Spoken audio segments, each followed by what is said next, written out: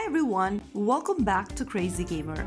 Are you looking for a way to turn off sound effects in June's Journey? Then you are in the right place. First of all, launch open June's Journey game on your device, whether you are using Android or iOS. Wait until the main menu loads, and once you're in this screen, tap on the gear button at the top right corner of this page. From the settings menu that appears on the screen, tap on the music toggle and drag it all the way towards the left to switch it off. Now, right underneath, you'll see sound effects. Turn that to the left as well and click on OK. Once you do that, you'll be able to turn off music and sound effect while playing the game. Now you can focus on solving mysteries, finding hidden objects, and enjoy every story moment without distraction. This is extra useful whenever you want to play the game in silent without disturbing others as well.